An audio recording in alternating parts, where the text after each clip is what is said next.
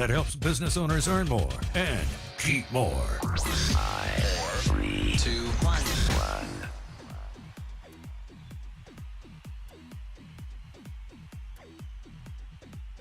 The Out of Bounds Show, 105.9 The Zone, ESPN. Driven by your next John Deere tractor at Mississippi Ag, 16 locations. 2 in the metro area, Canton and Pearl. Mississippi Ag for your next John Deere tractor for your family land, hunting camp, or farm. Agup.com to find a retail location nearest you.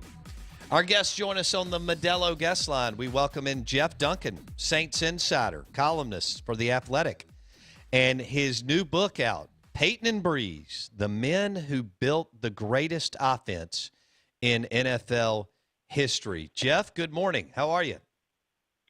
I'm doing good, Bo. How you doing? Man, I'm doing great. I appreciate you jumping on. Let's talk a little life after Brees, and then I want to discuss the book that you wrote. So, Jeff, this is a Saints town, and I have a lot of friends who are gung-ho, black and gold, either season ticket holders or drive down several times a year. I don't really think that they know what's going to happen here with life after Brees, because I think it's easy to say we've been winning, we'll continue to win. And I know that Sean is special and won with Teddy Bridgewater and other guys the last 2 years, Taysom Hill and so on. But when I say life after Brees and what the Saints could look like this year, what's the first thing that comes to your mind, Jeff? Well, I think you hit the nail on the head. I think people have to remember a couple of things. One, they won those games when 8-1 with Teddy Bridgewater and Taysom Hill, but Brees was still on the team. In other words, his influence was still there in the building. And I think they're going to miss most of what they're going to miss most about Drew Brees are the intangibles that the truly great players and athletes have. All the work ethic, the drive, the commitment to excellence, all these things you hear about, they were very real with Drew Brees, and they lifted everyone else in the building. There's like an infectiousness to a great player behind the scenes that spreads to the coaching staff, to his teammates, to the equipment managers. I've talked to people in the business operations that said the minute Drew Brees walked into this building in 2006, everybody felt more confident. Everybody had their chest out because suddenly they had a dude, they had a guy, a leader. And I think there's going to be a vacuum created from that once he leaves, and people won't even notice it. It's like osmosis. They won't even know it's gone. But I think that's the biggest fear if I'm just watching this team up close. How do they replace a Hall of Fame player like that? We saw what happened in New England last year when Tom Brady left. They brought in Cam Newton, who's a great player, was an MVP. They have a great coaching staff, and we saw the drop-off. So let's just see how this plays out, because I do think it's going to be fascinating to watch. Do you go in depth? I like where you just went there with Drew Brees' influence in the building, his intangibles, how they were infectious, just his presence made a franchise that had not really won feel like that they belonged and could win. Do you do a deep dive into that, Jeff, in your book? Oh yes, I can give you an example, Bo. There's Joe Lombardi, the longtime quarterback coach, told me this story, an anecdote about how when they go to put the game plan together on Monday nights and Tuesdays for an upcoming opponent, he said they may have a running play they want to run. Let's just hypothetically say the Falcons are getting ready to play. And he said they were going to put this run in that they would think will be successful against the Falcons. And looking at tape of the Falcons defense, when they normally defend this type of run, he said they may have like 40 different looks that they will go into depending on the personnel package the opponent uses and the formation. And he said there might be an answer in our offensive game plan for 39 of those 40 looks. He said, but there might be one look that if they get it, walk the free safety in this thing and personnel package, that they kind of got us outflanked. And he said most teams would just say, you know what, that's a 1 in 40 chance that that's going to happen. We'll just run the ball into that bad look, and we might not gain anything. We might lose a yard. We might gain a yard, whatever. He said with Drew Brees as your quarterback, you have to have an answer for that 1 in 40 chance. Wow. And he said they will spend an hour in that offensive meeting room coming up with an answer for that 1 in 40 chance that they might even run the play. And if they do run it, it probably won't even get that look. But that's the standard of excellence that he drives everyone else in the building. And that is what I think they're going to miss. I love that stuff. That story, right? That is incredible, Jeff.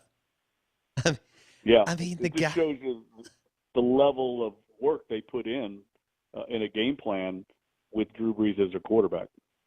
Wow. I wonder how much of that Jameis Winston picked up on in the last. It sounds like a lot. You know, it just hearing him talk, it sounds like a lot, but let's see if it comes to fruition. Okay. All right, Jeff Duncan, new book, Payton and Brees, the men who built the greatest offense in NFL history. He's with the Athletic Saints Insider. He joins us on the Modelo guest line. Jeff, how long have you covered the Saints? 21 years and a long time, Bo. You're dating me. Okay, so 21 years. So you got to see some bad offensive football. Now, let's talk about Payton and Brees and their relationship. We see what's happened in Seattle, Jeff. There looks like a disconnect between a defensive-minded coach, a good one, but a defensive-minded coach and Russell Wilson. Packers have always, I don't know, the Rodgers-Packers front office thing, head coach, Brady and Belichick, it didn't end well. Deshaun's frustrated. Obviously, they have other things going on, but he's frustrated. You can't ever really figure out if Gruden will get in bed, so to speak, with the QB, right? I mean, he kind of dances with Carr, whatever. How, you know the pressure having covered this franchise for 21 years. You see it weekly. You know the pressure in the building for an NFL franchise, how hard it is to win. Talk about how remarkable it is that they were able to stay on the same page for that long, Brees and Payton, for that long, considering the pressure in the NFL to win on Sundays. Well, I think it's remarkable. We've never seen anything like that in NFL history. A quarterback and head coach together for a decade and a half and being that successful. And Bo, I interviewed a lot of people, including Payton and Brees, a lot for the book, and asked them many times, okay, this could not have been all kumbaya. There had to be times where you all butted heads. There had to be, some browbeating behind closed doors, and they insisted they never had that. I think it's because both of them were such good communicators. Sean Payton was a communication major in college. He's excellent at communicating. He believes in the Parcells school of conflict. You get it out on the table. You talk about it. You don't ever let it fester and develop into something. And Drew Brees is excellent at that way too. And I think also Drew Brees' greatest influence in his life was his grandfather, who was a decorated World War II veteran. Drew Brees very much believes in a military-style chain of command, and he respects that the coaching position, and that he's a player, and there's a line there. So as close as they got over the years, and as much as they respect each other, he always understood Sean Payton was the coach, I'm the quarterback, and I need to listen to him. And if it comes down to a debate, he's going to win. He's the coach. So I think that respect level from Drew was a key part of their success, because a lot of players, as we see now, are becoming more and more emboldened to kind of use their influence to make decisions that normally a coach or front office would. Drew Brees would never cross that line because of his upbringing. Okay. Wow, it's fascinating. Jeff Duncan, new book, Payton and Brees, the men who built the greatest offense in NFL history. Okay, so 90-something% of their relationship was really good. You mentioned the ability to communicate and get it all out. What did you get anything in the book when there are a lot of people, you know better than I do, and you may disagree, that Sean may have gotten a big head after the Super Bowl. And then there were some things that happened. He gets suspended for a year. 3 straight 7-9 seasons, Jeff, in the prime of Brees' career. Even through all that, were there some tough times, or were Brees and Payton still locked in? Do you hit on any of that in the book? Oh yes, I definitely do. I have a whole chapter on that period of time, that 2014 to 2016 period where the team was 7-9 each season, because I wanted to touch on what could have led to this potential divorce of this great marriage. And that period was a key one because Sean Payton was almost out the door. He almost left the New Orleans Saints. I don't think people realize how close it was to him leaving, and that would have ended this partnership, historic partnership. We'd have missed a lot of these great moments because Sean Payton would not have been around for them. And look, Sean Payton will be the first to tell you he definitely kind of let his guard down. He exhaled in the pressure you talk about being an NFL head coach. I think it's natural human nature to kind of, once you've reached the mountaintop, to relax. And he let a lot of details slip, a lot of things that he, believed in, he let slide. And I think there were some things going on in his personal life. He was going through a divorce off the field. I think all those things influenced him. And I think it would have led to him leaving New Orleans if it wasn't for Mickey Loomis, who, as the general manager, understood that Sean Payton is a great head coach. Yes, he can be high maintenance and difficult to deal with, especially behind closed doors. I don't think people realize that there's a lot of stories in the book, in that chapter, that I think will open people's eyes. They've not been reported about things that went on in the Saints organization.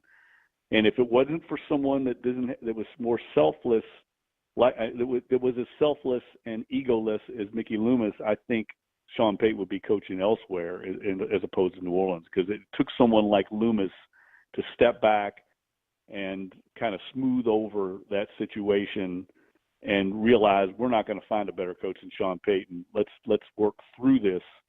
And it worked. It came out to the other side, and they stayed together. And they overhauled the defensive coaching staff. That was difficult to do for a head coach who's loyal to his assistants.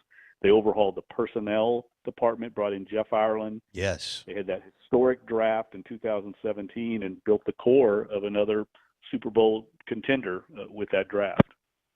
That is fascinating. Jeff Duncan on the Out of Bounds show, his new book, Payton and Brees, The Men Who Built the Greatest Offense in NFL History. Jeff joins us on the Modelo guest line, talking Saints, both the Sean Brees relationship and then life after Brees. You hit on something there. So, Mickey Loomis, expand on that. Is he the unsung hero in all this? Because he's the GM, he's the numbers cruncher, he's behind the scenes, and Drew and Sean are the stars of the franchise and the stars of New Orleans, Jeff? Yes, I think so. I think it took someone with Mickey Loomis's unique personality and skill set to navigate this organizational hierarchy. And what I mean by that is not only do you have a strong-minded, big ego head coach in Sean Payton, who can be difficult, and he admits that, but you also had an owner that was very difficult to deal with, in Tom Benson, who worked in his own peculiar way. And it took someone like Mickey Loomis, who had the people skills and the savvy and the instincts to understand how to work both above him to the owner and below him with this head coach. And I think his personality and his quiet nature is the perfect yin to the yang of Sean Payton, who's much more outgoing and boisterous and tempestuous up and down. I mean, Sean Payton, I write a lot about it in the book. I mean, he's got a DNA of OCD in him. You know, he could be, I would go into some of my interviews with him, and he would want to show me a play that he had drawn up in, say, the Vikings game in 2017. And Bo, he would go down a rabbit hole, get on his laptop, and get so obsessed with finding this play to show me. And here I am trying to do this interview for the book. I know I got limited time, but it's just an example of his obsessiveness when he gets on something, and it's one of his strengths. It can also be one of his weaknesses as a coach. And I think Mickey Loomis knew how to he understood that and had a keen instinct of like how to deal with that on a day-to-day basis. And I think it's one of the big reasons why this thing has not only been successful for a decade and a half, but also harmonious behind closed doors. When they've had issues, they've worked through them thanks to Loomis. Wow. Jeff Duncan's new book, must read, Payton and Brees, the men who built the greatest offense in NFL history. Jeff joins us on the Modelo guest line. You're listening to Out of Bounds on ESPN 105.9 The Zone. So, Jeff, how does that translate going forward? I mean, one of the well, it depends on how you want to run the numbers, but one of the four main people, one of them has passed away in Mr. Benson, but Mickey Loomis, Sean Payton, Drew Brees, now Drew's gone.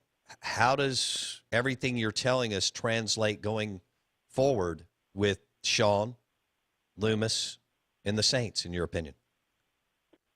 Well, I don't know the answer to that. I think we're going to find out. It's just an unprecedented situation. Drew Brees was such a dominant presence and such a rock of stability and the perfect person at the perfect time for New Orleans and the Saints organization. It wasn't just his on-field quarterbacking ability, which obviously he was brilliant. It was his, senatorial approach to the job. He embraced being the face of the franchise. He was almost like a politician stepping to the mic and representing not only the Saints, but the city of New Orleans. You could even say the whole Gulf Coast. And so people felt proud to be a Saints fan and wear a fleur-de-lis logo and be from New Orleans. There's not a lot of people, frankly, that did that for New Orleanians. I mean, there's not a lot of people other than entertainers that made you proud to be from New Orleans. And Drew Brees did that. All of a sudden, he'd be on the Ellen DeGeneres show, and you were proud. He carried himself in a way that I think there was just class and credibility from this guy. How do they replace that? I don't know. I don't know if you ever do. Impossible. You might have a guy that can throw touchdown passes, but not the leader that he is. And so it's going to be fascinating to watch. I do think they have the infrastructure in place with a brilliant head coach to have maybe a more successful transition than what we've seen, say, at other organizations. Yes. But I think their pursuit of a quarterback to replace Drew Brees is just beginning, and I think it's going to be interesting to see how they address that, not only this year but in the future.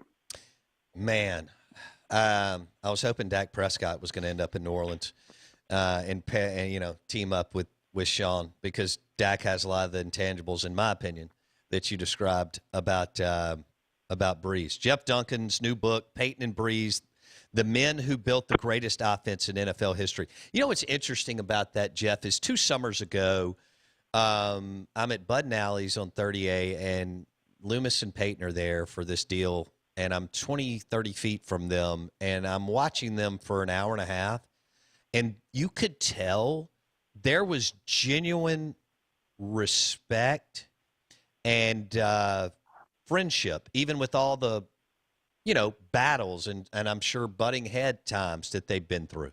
Your thoughts? Yeah, no, there's no doubt about it. And I think, Mickey Loomis came up in Seattle, and his philosophy as a general manager was shaped from that time out there. And he fully believes that the faces of the organization of a football team need to be the head coach and the quarterback. And I think that understanding is really one of the reasons why this thing has worked so well. Because let's face it, Bo, in the NFL and major sports like this, there's a lot of egos, a lot of power trips, and Mickey Loomis will make it clear to Sean Payton behind closed doors he works for Mickey Loomis. He understands that, but he's willing to step back and let his head coach be the celebrity, if you will. And there's just not a lot of guys like that in professional sports because they all get there. It's a highly competitive industry, and so to get to the top, you have to be competitive. So it's very unique to have a guy like that, and I think Sean Payton respects it very much, and I know he does. And so I believe that respect you saw is genuine. And look, they just got back from Las Vegas, trip to Vegas, playing golf for most of the weekends, and probably a lot of other fun things for Sean Payton's bachelor weekend. He's going to get married this summer, and I know not a lot of GMs and head coaches would do that together. So I think it exemplifies how strong the relationship is right now. That's cool. The unsung hero, the guy behind the guy for swingers.